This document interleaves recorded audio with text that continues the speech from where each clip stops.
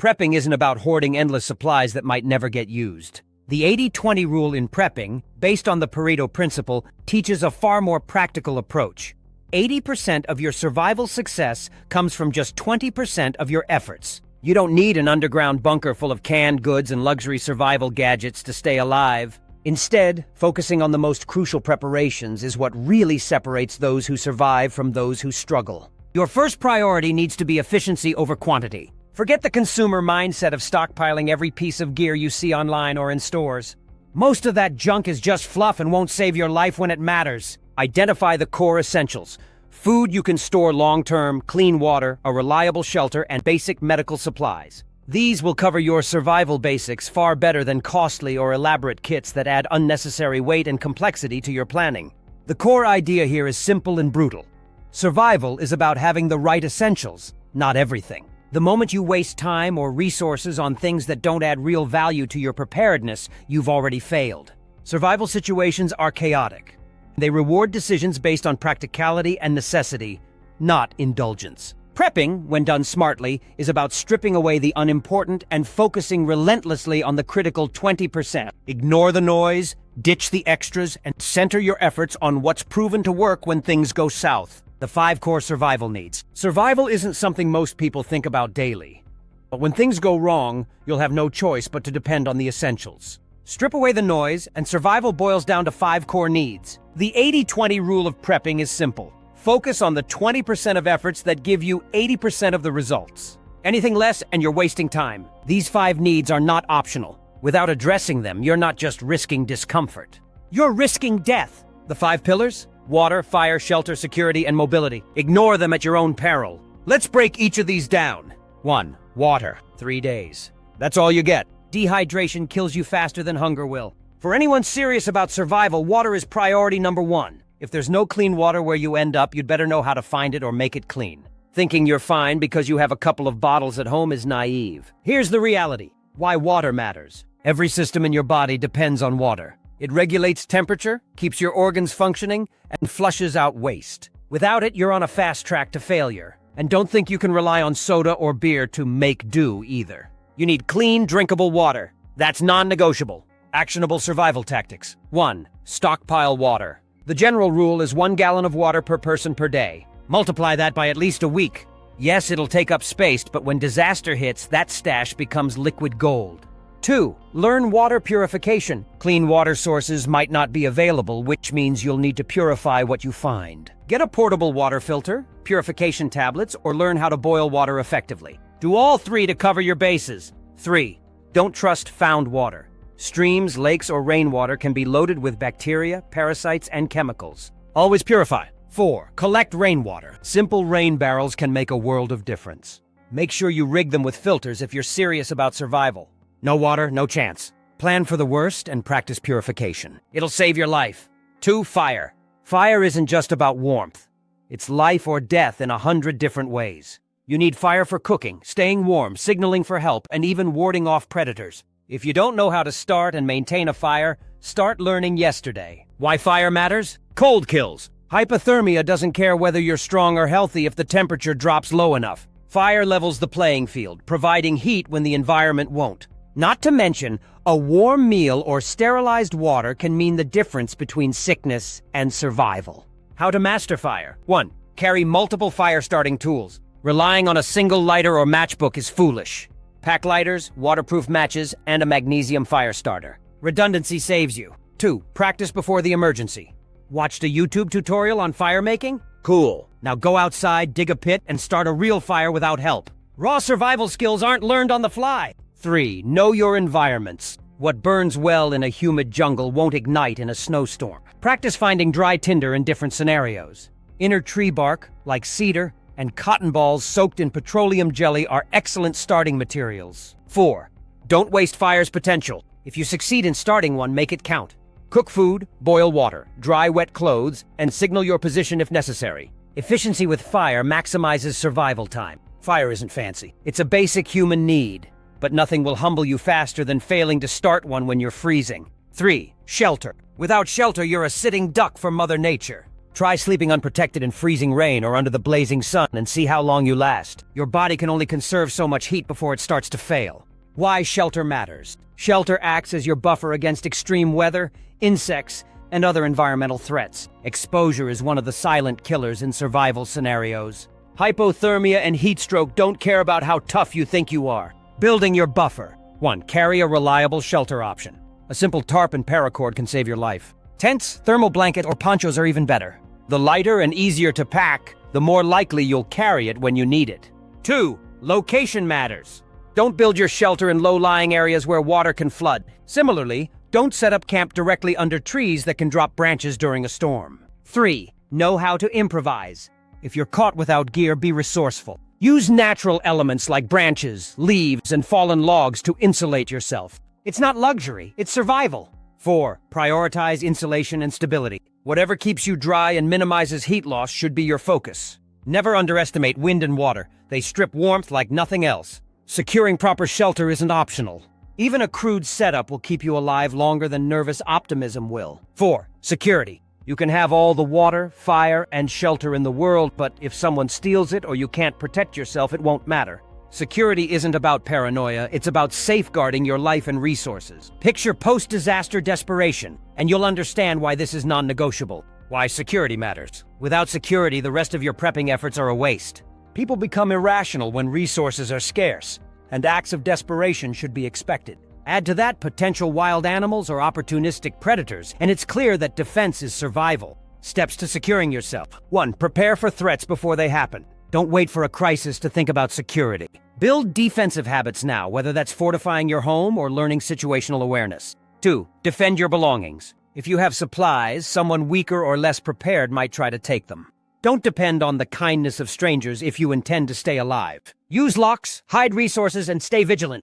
3. Arm yourself. This is not a debate about morality. Whether it's a firearm, pepper spray, or a makeshift weapon, you should have a means to protect yourself. Practice with whatever you choose, so you're not fumbling under pressure. 4. Avoid unnecessary risks. Don't broadcast that you're prepped or spend time in risky areas looking for trouble. An ounce of prevention beats the best security measures. 5. Stay situationally aware.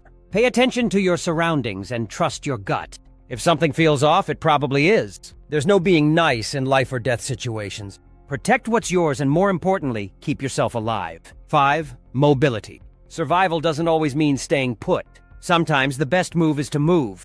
Whether you're escaping a natural disaster or seeking out resources, mobility is essential. The ability to travel quickly and efficiently can mean the difference between safety and disaster. Why mobility matters. Staying in one place isn't always an option. Floods, fires, or hostile encounters might force you to relocate. Without the tools and fitness to move, you could be trapped, vulnerable, and doomed. How to be mobile in a crisis. 1. Stay physically fit. Mobility is more than having the right gear. It's having the strength and stamina to use it. Cardio, strength training, and endurance exercises could save your life. 2. Pack smart. A cluttered, overly heavy bug-out bag will slow you down. Stick to lightweight, multi-use items. Carry only what you need, then carry some more. 3. Have a plan. Don't wait until the moment of crisis to figure out where to go. Have predetermined escape routes and backup plans for different disasters. 4. Know your terrain. Urban areas, rural woods, or mountain ranges all have unique challenges. Explore and practice navigating your local environment before it becomes a necessity. 5. Stay light on your feet. If you don't need something, ditch it. Clinging onto unnecessary items will only bog you down when time is critical.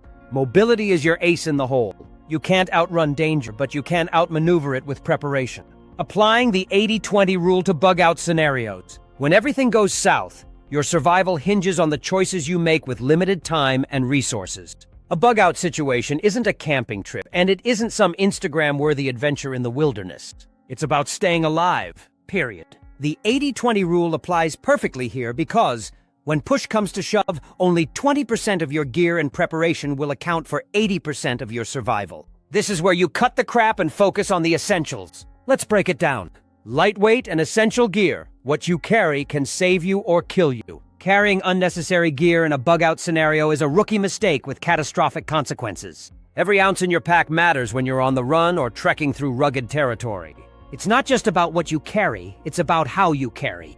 Your gear needs to be lightweight, multi-purpose, and absolutely essential. Anything that doesn't meet those criteria is dead weight that could cost you energy, time, or your life. For starters, focus on multifunctional tools. Why carry 3 items when one can do the job? A sturdy multi-tool is a prime example. It can help you fix gear, prepare food, and defend yourself in a pinch. Beyond that, think collapsible. Compact survival tools like foldable shovels or telescoping fishing rods get the job done without taking up unnecessary space. Another critical part of this is ditching the toys. Flashy gadgets that look cool in the store rarely hold up in a real-life situation. A solar-powered phone charger may sound like a win, but if your phone is dead and there's no signal, you've just wasted weight on an overpriced paperweight. Stick to what works every single time. This means rugged gear designed for survival, not tech-heavy gimmicks. When it comes to your pack, strip it down to what you absolutely need and nothing more. If it doesn't directly contribute to water, food, shelter, security, or navigation, leave it behind. The goal is to keep your gear streamlined and functional, because in a crisis, agility and speed matter more than having a massive arsenal of unused tools. Survival isn't about being prepared for everything. It's about being prepared for the right things. Key essentials: what you can't live without. Survival isn't rocket science. It boils down to meeting basic human needs in the harshest conditions. When applying the 80-20 rule to bug-out essentials, prioritize what has the highest return on survival. If it doesn't directly contribute to keeping you alive, it's not essential. Below are the foundational items every bug-out plan must cover. Water purification. 3 days without water and you're done. It's not a guideline, it's a fact. Clean water is survival 101, and hoping you'll stumble across a crystal-clear stream is asking for trouble. Pack a portable water filter, water purification tablets, or a small purifier pump. These tools allow you to turn questionable water sources into lifesavers. Skip carrying gallons of water. They're heavy, and you won't get far. Instead, plan to purify as you go. Fire starters. Fire can mean the difference between life and death. It's heat, it's a way to cook, and it's even a tool for signaling for help. Pack multiple fire-starting options. Windproof and waterproof lighters, stormproof matches, and even a magnesium fire starter. Redundancy is key here because your life depends on it. If one method fails, you better have a backup. Toss in some quick-burning tinder like cotton balls soaked in petroleum or fire-starting tablets for added insurance. Shelter. Shelter is a non-negotiable. Without protection from the elements, you won't last long, especially in freezing temperatures or blazing heat. Compact, lightweight survival tents and thermal survival blankets are now widely available and should be in every bug-out bag. They're portable, efficient, and do the job when conditions turn hostile. Forget elaborate setups or bulky tarps that slow you down. Navigation tools. When you're on the move, directional accuracy is everything. Pack a laminated map of your area and a reliable compass. Unlike GPS devices, these don't require batteries and certainly won't fail in an EMP event or other tech-disabling disaster. If you don't know how to use a compass, learn yesterday. This is your lifeline when every moment counts. Multi-tools. Think Swiss Army knife on steroids. A good multi-tool does it all, from cutting rope to opening cans and even splinting an injury in a worst-case scenario. It's compact, versatile, and worth its weight in gold. Don't bother with a cheap knockoff. Pick one designed for serious field use because this tool will get a workout. The key rule with bug-out essentials? Keep it simple. Don't overplan for elaborate scenarios. Stick to basic human needs and gear up accordingly. Fancy extras are a waste of time and effort. Packing strategy. Organization without chaos. Packing isn't just about shoving everything into a bag. If your pack looks like a junk drawer with straps, you're doing it wrong. The way you organize your bug-out bag can save you precious minutes in a life-or-death situation. Here's how to nail your packing strategy. First, arrange your gear by priority. Critical survival tools like water purification tablets, fire starters, and a multi-tool should always be in an accessible pocket or outer compartment. You don't want to dig through layers of junk to find them when seconds matter. Second, think weight distribution. Heavier items should go closer to your back and near the center of the pack. This keeps the weight balanced, reduces strain, and ensures that you're not wobbling around like a drunk duck while moving. Your goal is efficiency and stability. Every step you take wastes precious energy. Don't make it harder than it needs to be. Next, waterproof everything. Use resealable plastic or dry bags to protect crucial gear and supplies. A drenched sleeping bag or soggy fire starter is as good as useless. Nature doesn't care about your plans, and if it's pouring rain or you have to cross a river, you'll be glad you took this precaution.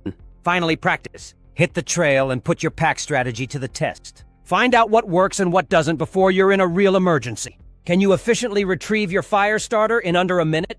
Do you know where your map is without hesitation? Chaos costs lives, and practice transforms chaos into order. Bugging in, prepping your home. You don't leave your home unless you absolutely have to. That's the first rule of survival in a crisis. When the world outside becomes chaos, your home is your fortress. But it's only a fortress if you've made it one. Prepping your home isn't about looking fancy or feeling like you've checked things off a list. It's about meeting real life and death necessities. Here's how to make your home bulletproof where it counts. 1. Food storage. Stocking food feels like a no-brainer, but most people screw it up by either overdoing it or buying useless junk. You don't need a pantry stuffed with 20 flavors of canned soup or 50 packs of instant noodles. Your goal is survival. And survival means nutrient-dense, non-perishable items that keep you alive and functioning. Focus on calorie-rich, protein-packed foods that last a long time. Think peanut butter, canned meats, beans, rice, and oats. These are cheap, effective, and versatile. Freeze-dried meals are excellent if you want to spend a little more, but don't blow your budget trying to stockpile boutique survival meals. No one needs astronaut food if there's rice and beans on the shelf. Don't forget oils, spices, and salt, not just for flavor, but because your body needs fats and electrolytes to function. Stay away from items that take up space but offer little nutritional value. Soda, chips, and pre-made pastries? They're space-wasting garbage and won't keep you alive. Likewise, avoid stocking foods you never eat in normal life. You're not going to magically love lima beans when your options are limited. Finally, rotate your stock regularly. Even canned goods have a shelf life. Use the first in, first out rule, and make sure to consume what's nearing its expiry date before it's wasted. Don't save food for just in case while it rots. Good prepping is about maintaining a cycle, not building a mausoleum of expired cans. 2. Home defense. Your home is only safe if it can keep the bad guys out.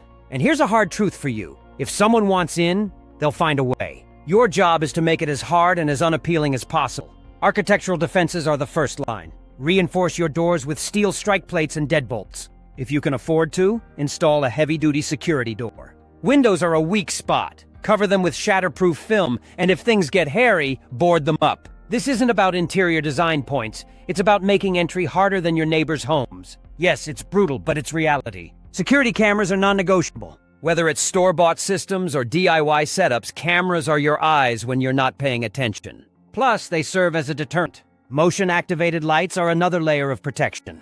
Criminals hate places that light up the second they approach. And don't forget about defending yourself inside. Owning a firearm is a personal choice, but if you're going to have one, know how to use it. Take classes and practice regularly. A shotgun is an excellent option for home defense, especially under stress. Non-lethal options like pepper spray, tasers, or even wasp spray, yes, wasp spray, give you a backup plan in case you can't or won't use deadly force. Defense isn't just hardware. Your strategy matters too. Stay aware of your surroundings and talk with your family about what each person should do in an emergency. If your plan is vague or just winging it, you're not ready. 3. Heat retention. If there's one thing no one thinks about, it's how fast your house can turn into an icebox without power. Lose electricity in the winter, and you'll feel that reality within hours. You need to prep for heat retention now, not later. Weather stripping your doors and windows is a cheap, effective fix. Throw in heavy curtains or thermal blankets over windows to block drafts. If you've got a bit more money, invest in insulation for your attic and walls. It can make a life-saving difference. For warmth, nothing beats a wood-burning stove, assuming you've stocked up on wood and know how to use it safely. If wood isn't practical, consider a propane heater rated for indoor use. Just don't forget proper ventilation, or you'll be trading cold for carbon monoxide poisoning. On a micro level, thermal blankets and layering up are lifesavers. Sleeping bags rated for extreme cold should be in your arsenal, even indoors. They trap body heat better than simple blankets. Your goal in a crisis is to focus warmth on where it counts. Close off unused rooms and huddle together in smaller spaces to concentrate heat. Don't underestimate how quickly cold can turn deadly. Heat retention isn't just about comfort. It's about preventing hypothermia when the outside world freezes over. 4. Water access. You can go weeks without food, but you'll only last 3 days without water. And before you pipe up that you've got a few cases of bottled water in the garage, ask yourself how long that'll last. 1 gallon per person per day is the baseline. Do the math for even a small family, and those bottles disappear in days. A smarter move? Set up systems that give you a renewable water supply. Rain catchment systems are a solid option, assuming you've got a way to filter the water. Portable water purifiers, or life straws, turn questionable water into safe drinking water, especially if you're forced to rely on rivers, lakes, or rainwater. You can also look into gravity-fed filtration systems if you expect to stay put for a while. Storing water is still important, but quantity beats packaging. Instead of cases of bottles, invest in large food-grade water containers or barrels. Just make sure to sanitize them beforehand and rotate the water every 6 months. If you're on city water, don't dismiss your tap. A cheap water key can give you access to municipal supplies from external spigots if the grid isn't completely down.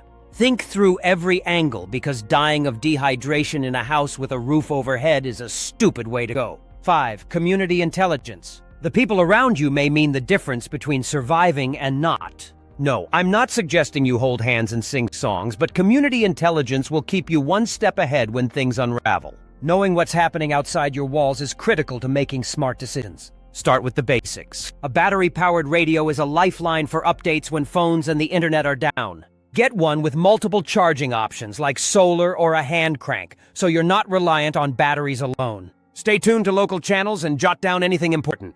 Next, know your neighbors. Don't wait until a crisis to find out who lives around you. Some may be allies, others may not. Everyone's true colors come out when resources are scarce. Building trust before things go bad can save your life. Forming informal networks for sharing intel or resources could be a game changer. Finally, don't put all your faith in anyone but yourself. Always validate information before acting on it, and don't assume every bit of news is trustworthy. Stop, think, and analyze before you react. Panic kills faster than most threats. The mental game of prepping. Prepping isn't just about stockpiling food, filtering water, or owning the right multi-tool. None of that will matter if your brain short-circuits when things go sideways. Survival requires more than physical preparation. It demands mental toughness. The truth is, your mind is your strongest asset, and if it breaks, you're done.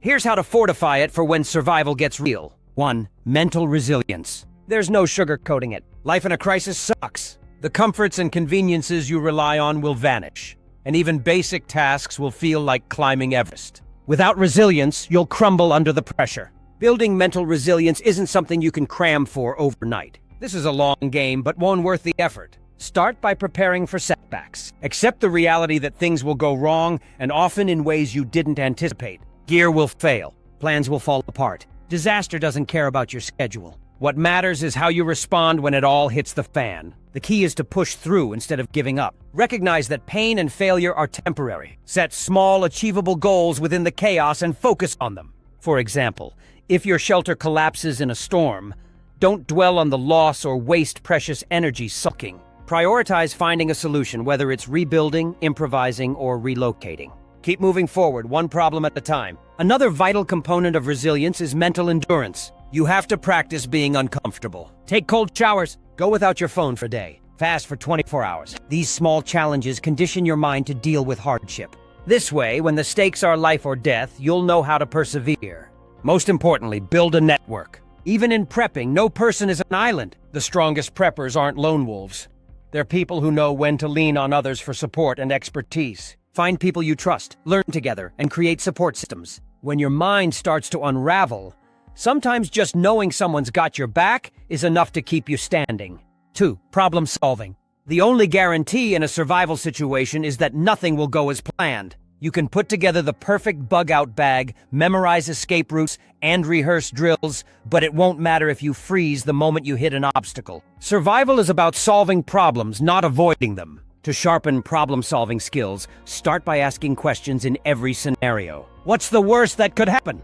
What's most likely to go wrong? How can you improvise if things fall apart? If your primary water filter fails, do you have a backup like boiling or purification tablets? If a storm blocks your bug-out route, what's plan B? If you never run through what-if scenarios, you're going to be caught flat-footed at the worst time. Adaptability is the backbone of problem solving. The more rigid your thinking, the greater the risk of failure. Learn to work with what you have, not what you wish you had. Take inventory of your skills and surroundings and turn limitations into opportunities. For instance, if you're out of matches, but you've got a car battery, use it to start a fire. If you're stuck without shelter, use debris to build a temporary windbreak. Creativity can bridge the gap between "we're screwed" and "we'll get through this." The biggest roadblock to effective problem solving is panic. It clogs your brain, clouds your judgment, and crushes your ability to think clearly. We'll talk more about staying calm shortly. But the takeaway here is that panic kills solutions before they even start. Step 1 in facing any problem is to keep your head straight. Finally, remember that not every problem needs a reaction. Part of good problem solving is knowing when to act and when to wait. Sometimes conserving energy or avoiding unnecessary risks is the better choice. Knee-jerk reactions almost always result in wasted resources or making the situation worse. Evaluate first, act second. 3. Staying calm under pressure. Panic is a death sentence. Period. The fastest way to sabotage your own survival is to lose your cool. Whether you're reaching for boiling water and burn yourself, dropping essential gear in a river, or making rash decisions you can't undo, panic feeds chaos. Staying calm isn't just a nice-to-have skill, it's life-saving. How do you practice this? You do it by deliberately putting yourself into stressful situations. This isn't about playing it safe or living in your comfort zone. It's about exposing yourself to controlled messes so high-stress situations don't feel alien. Sign up for martial arts classes or escape room challenges. Go camping with minimal gear and push through unpleasant conditions. Your brain adapts through repeated exposure. Breathing is your best weapon against immediate panic. It sounds too simple, but focusing on slow, deep breaths interrupts the adrenaline rush that fuels anxiety. Box breathing is a particularly useful technique. Breathe in for 4 seconds, hold for 4, exhale for 4, and pause for 4 before repeating.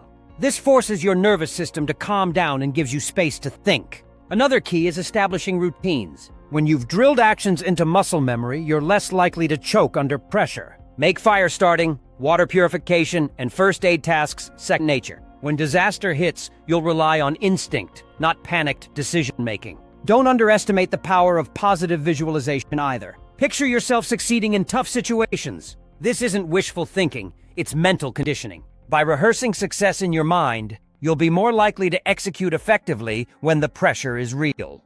A final tip? Break problems down. Instead of fixating on the enormity of your situation, focus on the smaller tasks you can handle. Need to find shelter? First, locate trees or rock formations. Next, establish wind direction. Finally, start gathering materials. Tackling one small job at a time keeps you grounded and minimizes overwhelm. 4. Mindset training. Here's the thing about mental preparedness. It's not an innate talent. You don't just have it.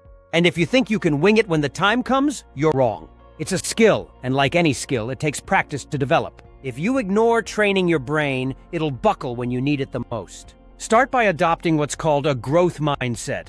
This means you believe you're capable of learning, adapting, and improving through effort. None of us are born ready to handle survival scenarios, but anyone can train. Begin small. Practice overcoming minor difficulties in your everyday life. Challenge yourself to learn new skills like foraging, knot tying, or basic repairs. The more competent and adaptable you become, the more confidence you'll gain in your abilities. Exposure to controlled stress is another component of mindset training. Remember, we're not talking about sink or swim moments, but calculated challenges. Camp in miserable weather and see if you can keep your spirits up. Practice going 48 hours without electricity to simulate grid-down conditions. These experiences build mental toughness and teach you how to adapt under less-than-ideal circumstances. Mindset also connects directly to your motivation for surviving. Have a solid why. Whether it's protecting your family, seeing another sunrise, or just sheer determination not to quit, your why acts as fuel when things are at their darkest. Write it down. Drill it into your mind. Hang on to it when nothing else makes sense. Lastly, focus on staying present. Worrying about what-ifs is counterproductive in survival situations. That doesn't mean you ignore planning or preparation, but once action is required, your attention should shift entirely to what's in front of you. Think about the immediate steps you can take rather than catastrophizing a dozen scenarios. Mindset is about clarity, focus,